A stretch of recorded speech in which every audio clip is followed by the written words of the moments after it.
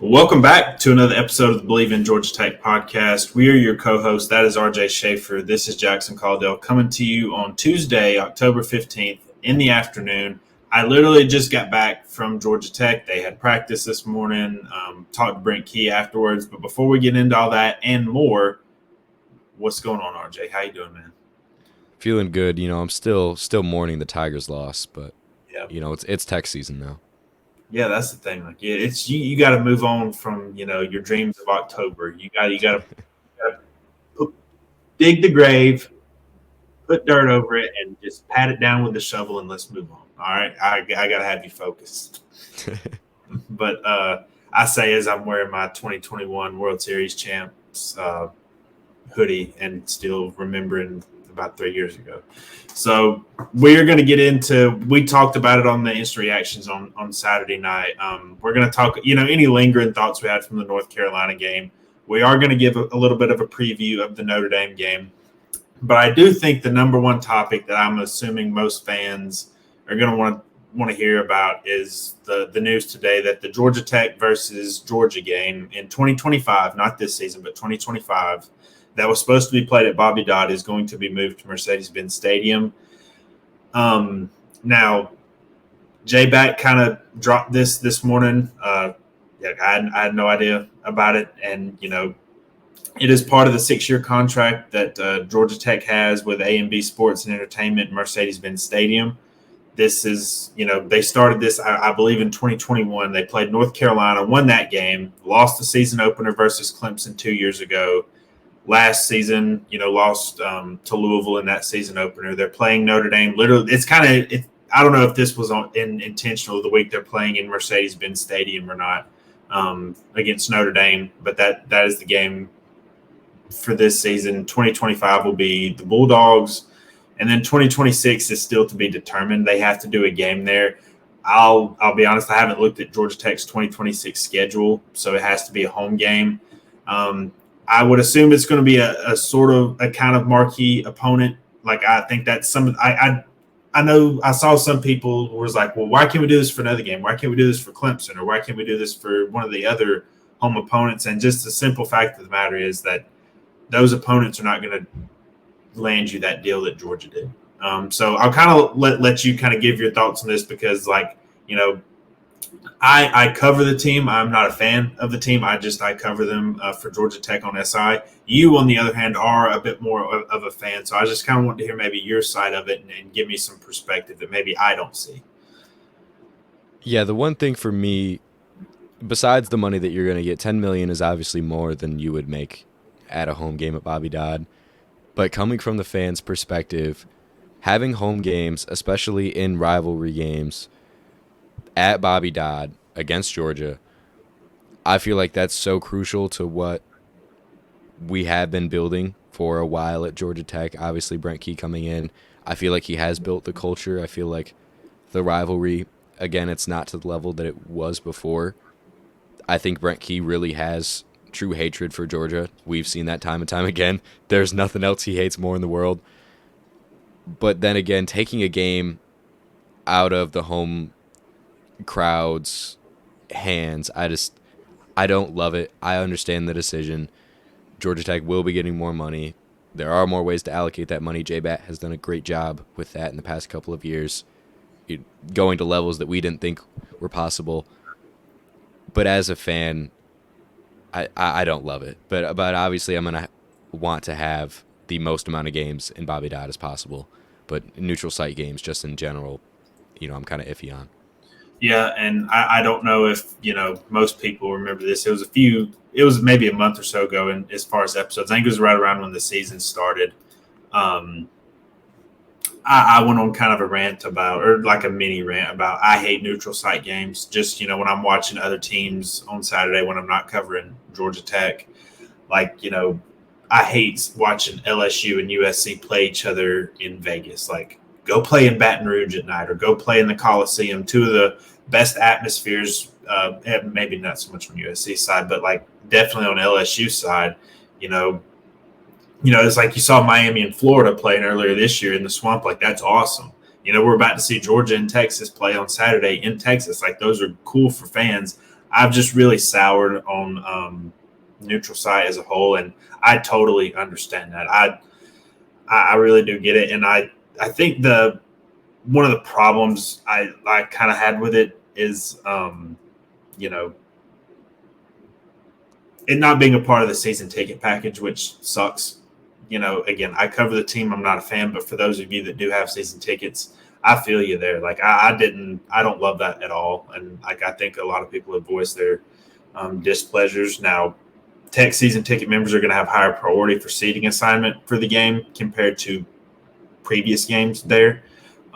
So we'll see how that shakes out. But I thought that was something I was not a big fan of at all when it comes to this. Now, some of the positives, obviously, I think a guaranteed $10 million from the game that's nothing to sneeze at. And it also should be noted that this is a one-off, is what Batt said in his release statement today. Like, this is not going to be a recurring thing. It is, Bobby Dodd is undergoing the renovations, from the Full Steam initiative. They're going to be doing those things. You also have the Fanning Center.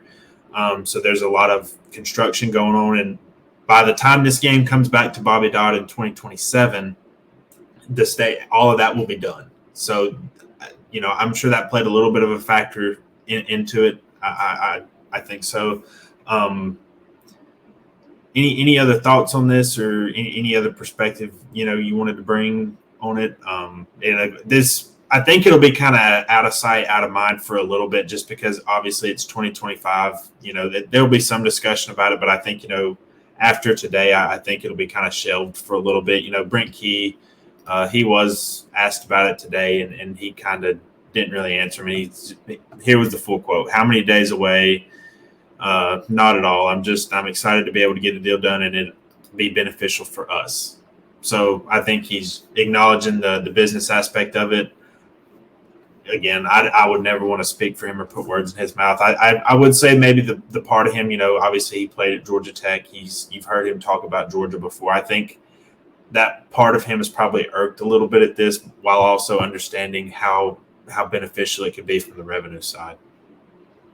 Yeah, and I think the one thing that is the biggest con to me, if you're in the administration at Georgia Tech, is it doesn't stick to the tradition that you're trying to build.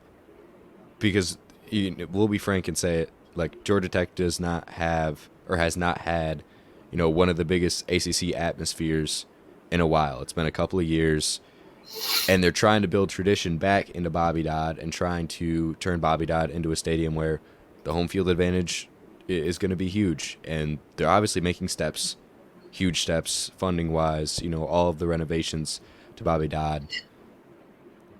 But then again, you're taking the game out of the stadium when it has a lot of forward momentum. But obviously, has to be one game in Mercedes Benz. I don't hate it. But I should point out that deal was made before Key was ever coached. Like that, like I said, that started in 2021 when they played North Carolina. It was a big upset win. I'm sure you all remember that game. But the $10 million was, of course, the driving factor. And like, I'll just read this little quote from J Batt to Chad Bishop at the AJC. He wrote this today, and Chad does a good job covering Georgia Tech. He was all over that this morning. Batt said, "At the end of the day, we're embarking on the next era of college athletics, where new revenue sources being created become more and more important as we move forward. As we looked at this, we owed Mercedes Benz and A&B Sports and Entertainment a game already for next year. We leaned into it together as a partner. If you think about it, it's approximately 5 times the normal amount of single game incremental revenue that we would achieve from having that game in Bobby Dodd. So if you think about the alternating schedule, it would take us a decade to realize that amount of revenue that we'll achieve in one game." So you can gather from that quote that, the revenue was, of course, a driving factor, which I think is pretty obvious for anybody that's paying attention to the story. But I'll also agree with you. It's not just the season ticket thing for me that I dislike. Is I don't want this to become a trendy thing in the future, is giving away some of your biggest home games for fans. Because, this year Florida State was a home game in Dublin. Like, as cool as the whole Dublin thing was, like, that was chance to see one of the bigger brands in college football in Bobby Dodd.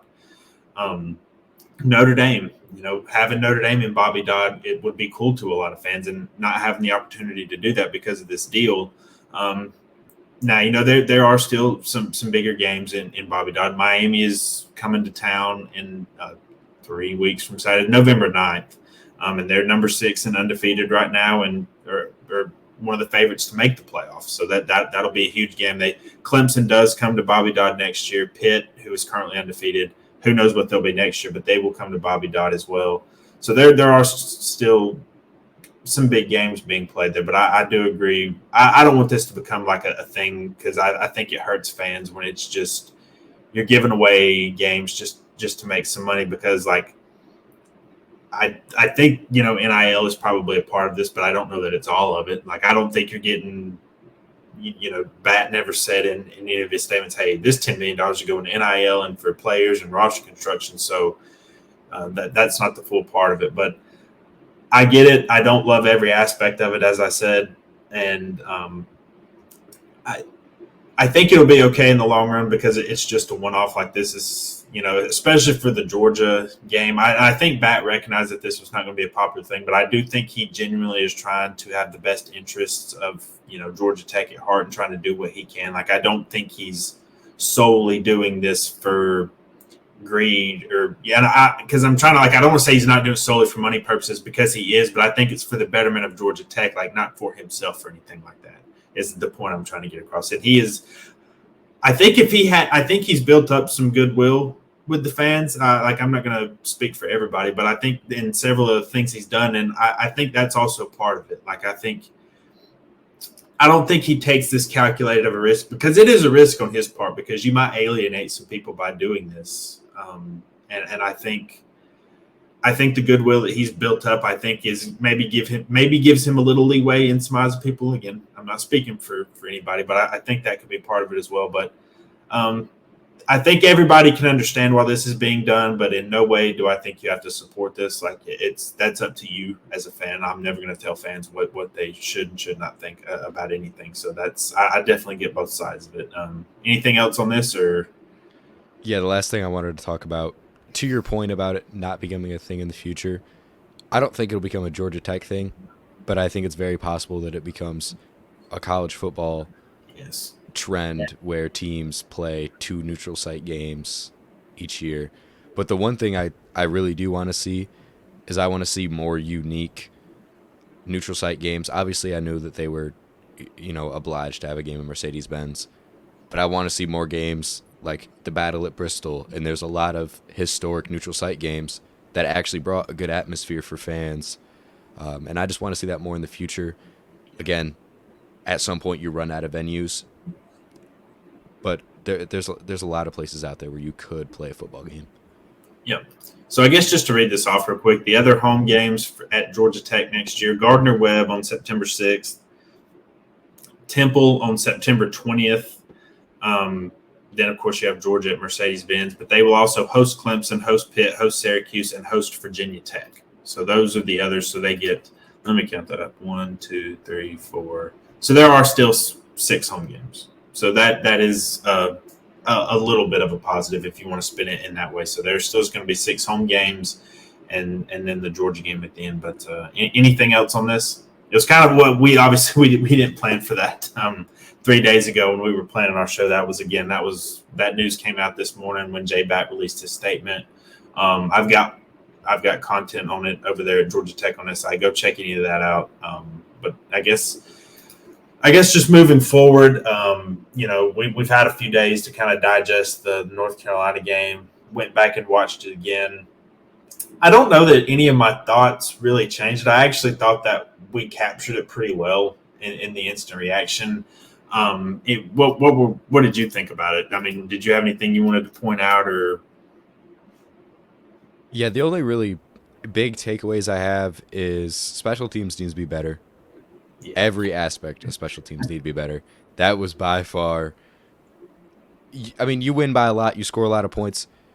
There are still negatives to the game, and I think special teams, just as a unit, was by far the weakest out of anything. But I hope this game was a turning point to where we will see Georgia Tech run the ball at an absurdly dominant level, because this might not be very notable for fans, but I've been tracking the Georgia Tech versus Ashton Genty rushing battle, and now Georgia Tech has officially passed Ashton Genty in rushing yards and touchdowns, so that's huge.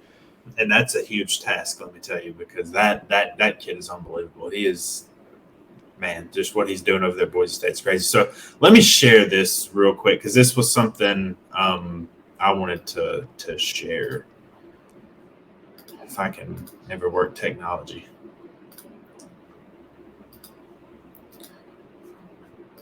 So Parker Fleming, he does a lot of the graphs that we show y'all each week, with the matchups and everything. And it said, did we really get beat that bad? Net EPA play. It's kind of showing like, okay, and then look at Georgia Tech and North Carolina right here. Like, Georgia Tech was much better at this in this aspect of the game than North Carolina. And you can see some of these, and it was only a 7-point win, and they're in the space where, like, Wisconsin put a beat down on Rutgers. Texas beat Oklahoma by 31. Like, Georgia Tech was a much better team in this aspect of the game, and he's got another one as well. But I kind of just wanted to show, like, it kind of reinforced my thought that, Georgia Tech was in control for most of that game in the down-to-down basis of it. Like, North Carolina lived off big plays to get their first couple of scoring drives. They also had a punt return for a touchdown. Like, they never really drove the ball really all that well on Georgia Tech for a lot of that game. So I thought that was interesting. I came across that graph. Go follow Parker. He's got a lot of interesting college football stats as well. So he does a really good job over there. But again, I just thought that was interesting. Like, EPA, expected points added for anybody that doesn't know, like, Georgia Tech was just much better in that area. They were also better in terms of net success rate. He does 2 of those graphs, and that was one I was going to show you, but I couldn't find it. But in terms of net success rate, like, Georgia Tech was a much more successful team down to down than North Carolina was. And again, it kind of shows you the big plays, the punt return, all that kind of stuff was just the driving factors of North Carolina being able to keep that game close. Anything else for you? I mean, I agree with you about the special teams. Key was actually asked about it today, and he said they're working on it to get fixed. Like, he wasn't pleased with it. Special teams coordinator Ricky Brumfeld is not pleased with it. But it is an issue. Like, Aiden Burr has missed kicks. You've had, obviously, that was a big thing in the Louisville game, a missed field goal, and then, you had one blocked return for a touchdown. You had a punt return in the last game. Just some miscues, and it's just you don't win games when you shoot yourself in the foot like that in special teams. Like, everybody talks about offense and defense, but you got to have good special teams too. Yeah, and that is one thing. Georgia Tech, we're only one game away from bowl eligibility. Yeah. But having issues like that can cause you not to close out games, and that can be what can derail a season. But to your point about EPA per play, Georgia Tech has been favored by EPA per play all throughout the season. Like, even in the Louisville loss, even in the Syracuse loss. Well, I felt like we took some flack in the comments, at least a little bit, for saying that, like, Louisville didn't dominate Georgia Tech. Like, Georgia Tech either played them to a draw or even outplayed them in some areas. And the net EPA and the success rate on those graphs, you couldn't tell Georgia Tech and Louisville apart in those. Like, Georgia Tech has played well in pretty much every game this year. It's just been some crucial mistakes. Like, special teams was a crucial part in the Louisville loss. It was a crucial part in the Syracuse loss. It wasn't the only factor. But, Syracuse, you lost by 3. Aiden Burr missed a field goal right before the end of the half. Louisville, you had a missed field goal and you had the block return for a touchdown. And there were other things in the Louisville game and Syracuse game, so I'm not, like, pinning it all on special teams, but it's just a crucial part, and they've not been very good at it this year. No other way to say it. Now, the thing they have been good at on special teams is blocking kicks. Like, they've done a pretty good job of that. Yeah. You had a blocked punt against Syracuse. You had a blocked field goal against Syracuse. Rodney Shelley got a block against North Carolina on Saturday. It was a partial block. I forget how they ruled it, but they've done a good job in that area. So, but yeah, I agree with you. Special teams has just been there for a lot of the year, and it's just got to be better going forward. Well, and one thing, I'm not going to try and be too outrageous, but if you remove the extremes from both sides, like extremely bad plays for Georgia Tech and extremely bad plays for Syracuse and Louisville, I think the I don't want to say mediocre, the middle parts of the game where it's, you're not throwing a turnover, you're not getting a 60-yard pass. I think Georgia Tech was better in both aspects against Louisville and against Syracuse. It's just those crucial mistakes and letting up explosive plays will kill you. And they happen. Yeah. That's on them. Like you can't we can't play the take the bad things away and just look at the good. Like they did those mistakes and it cost them games, and it's just why they finding consistent ways to win is something Brent Key has preached over and over and over again, and that's something that he'll continue to preach. Anything else on North Carolina? Nope. All right. So to wrap up today, we're going to do our full preview tomorrow. We're not going to get super in the weeds here, but I guess just some first thoughts on Notre Dame. And I guess, getting the elephant out of the room, we don't know what's going to happen with Haynes King. Like, there's just nobody I think is going to know till Saturday. I've got zero idea. Brent Key was asked about it today, and I'll kind of read his quote here once I get it pulled up, just so I don't leave anything out. He said, yeah, he's day-to-day. We've got a lot of guys that are banged up right now, played a physical game, 60-minute game on Saturday. That's what this time of year is. This time of year is everybody's playing in September and early September. Everybody's rocking and rolling and expecting the best. And then if you still get to the point we are right now in the season and you have things to play for, that's a blessing and it's what we want. But are we banged up? Yeah, we're banged up. And we have several guys who will be day-to-day. We'll make a decision at game time when they go or not. So that I think you're going to get some version of that answer throughout the week would be my guess. So we'll see what happens. So that's just kind of – I don't want the Haynes King thing to dominate the entire conversation. I kind of just want it to be more about some of the matchups and stuff. And, I think, the thing that stands out to me about Notre Dame and Georgia Tech is they're somewhat similar teams, actually. Like Notre Dame is a more talented team, and I think Notre Dame is a better team than Georgia Tech. I'm not trying to say that Georgia Tech should be ranked number 12. Don't confuse my words, but stylistically, they're not all that much different, especially offensively. Like Riley Leonard and Haynes King are very similar quarterbacks. Like Riley Leonard is much more of a threat running the football, and he is passing the football. Of course, everybody I'm sure remembers Riley Leonard at Duke last year. He's played fairly well this year. They, again, more effective as a runner than a thrower. I think also some of that has to do with I think Notre Dame's receivers are their weakness. I don't like Bo Collins is okay. Some of their other guys are all right. I don't think they have a true game breaker at receiver, but running the football that they definitely do. That's one of the better run games you're going to get, and then having to factor in Leonard as well in that definitely stands out. But what are your first thoughts when looking at Notre Dame and how they match up? Yeah, the first thing that popped out to me, when I looked at Notre Dame's offense, was also the receivers. They have not had one pass catcher catch more than one touchdown this entire season, and it's not like they really spread the ball around a lot. They have very similar splits to Georgia Tech. They have a couple of wide receivers up top who get a lot of catches, but still, like you go down the board, only 8 passing touchdowns throughout the season, and we're past the halfway point. And 2 of those were from the backup quarterback. I mean, Riley Leonard's only thrown 6 touchdowns all year. He hasn't even thrown for 1,000 yards yet. And I'm not going to reveal my prediction or anything. One of the things I've harped on a lot is as far as matchups goes, the offenses that are the most difficult for Georgia Tech to match up with due to their pass rush is strong passing games. I picked Louisville to win. I didn't know enough about Syracuse's passing attack. It was just the second game for them of the year. They had only played one up to that point, but that was, in hindsight, I probably should have seen that a little bit more. Notre Dame is not that, and I'm not even trying to be like disrespectful or anything. It's just Notre Dame prides itself on running the football, and that's the best part of Georgia Tech's defense is being able to stop the run. So I think that's they're a better matchup. I don't know if you agree with me or not, but they're a better matchup than some of the bigger time teams that Georgia Tech will play this year. Yeah, and I think you're thankful for that because obviously you never want to play a top 15 team in the country. But for what Notre Dame is right now, obviously the loss to NIU early hurt them. Mm-hmm. That was a odd offensive performance. I just think that was a complete outlier. Yeah. Well, and it should be noted, go look at statistical categories for defenses. Northern Illinois is up there in a lot of them. Like they're in the top 10 for they're a very good defense.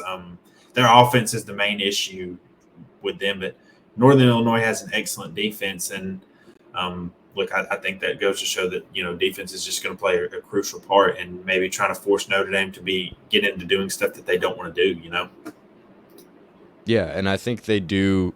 Notre Dame does a lot on offense. Like I said, they do like to spread the ball out a decent amount.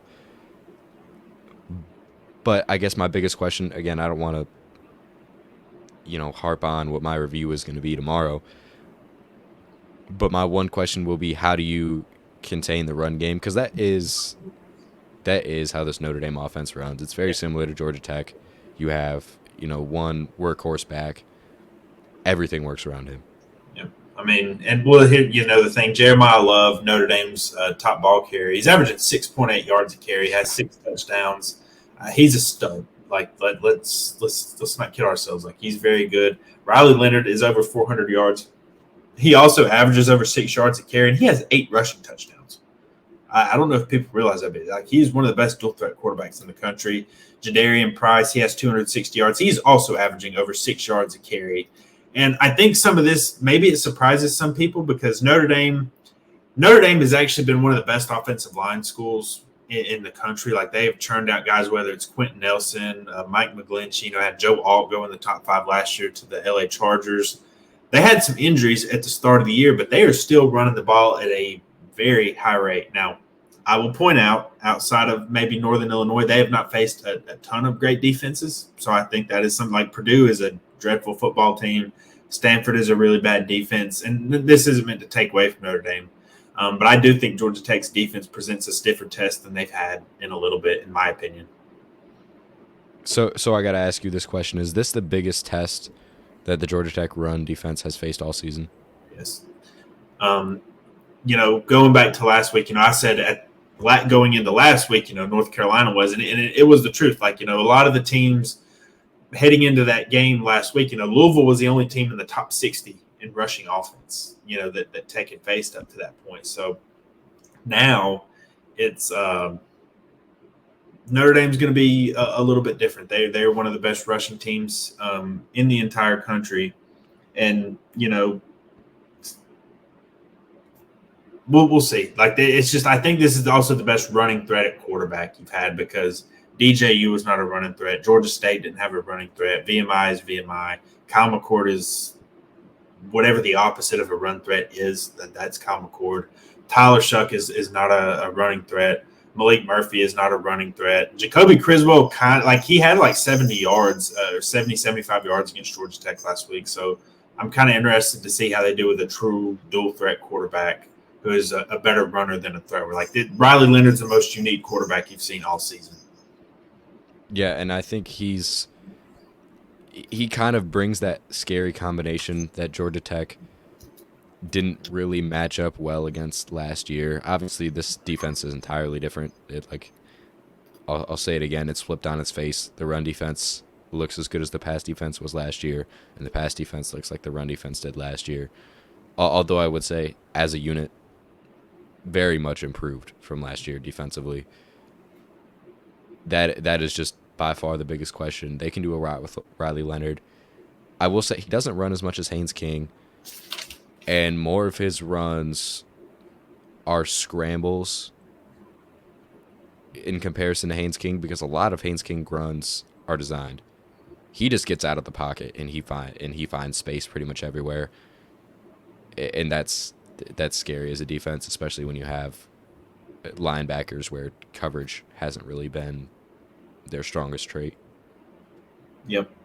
So going to the other side with the injury thing, I'm sure everybody saw yesterday Benjamin Morrison, the cornerback for Notre Dame, he is out for the season with hip surgery. Marcus Freeman said yesterday that is not a small loss. Like, he is a projected first-round pick, and he has 9 career interceptions. Like, he's a very good player. Notre Dame's defense is very good. Their strength is in the pass defense, like him, All-American safety Xavier Watts. They will both be first-round picks in April. Like, you can book that right now. Like, you're talking about arguably the best corner in the entire country being out for the rest of the season. And then, we know Georgia Tech has Malik Rutherford and Eric Singleton Jr. and Chase Lane and some dangerous guys. But that's kind of the last thing I wanted to talk about was the defense. Like Notre Dame they have the number 11 total defense, the number 6 pass defense. The weakest part of their defense is their rush defense. And, that is, of course, what Georgia Tech likes to do. And after putting up 71 rushing yards against North Carolina, they now have the number 1 rushing offense in the ACC. So all is normal again. It is just like it was before. They were, I think, middle of the pack coming into the game, and then they surged up there. You're talking about the 25th best rushing attack in the nation now with Georgia Tech, and now with Notre Dame, they're number 16 in that. So you're going to see a lot of running the football on Saturday. But like I said, the Notre Dame rush defense is their weak point, and it's not like they're 120th. Like it's not like Notre Dame's an atrocious run defense. They're 45th. Some of the rushing offenses they faced, I took note of. Like Texas A&M is number 9 in the country in rushing offense. Northern Illinois is actually 14th. Like that's the best part of their team as well. They struggle to throw the ball, but they're really good running the ball. Louisville is 60th. Purdue 72nd. Stanford 77th. Miami, Ohio 120th. So they've not faced a ton of great rushing teams. I think you could argue. I won't say they're the best because statistically they're not, but I think A&M is probably a little bit of a better rushing team than Georgia Tech. I would take Georgia Tech's talent over Northern Illinois like all day, but I think it's going to be, how much can they do? Like, can they run the ball down Notre Dame's throat, or is it going to be, have to open things up a little bit more? It's going to be a huge matchup. Well, and I don't think, again, like we talked about with Leonard, I don't think Notre Dame has faced a dual threat quarterback like Haynes King. And I think he has developed into being one of, if not the best rushing threat at quarterback in the ACC. Yeah.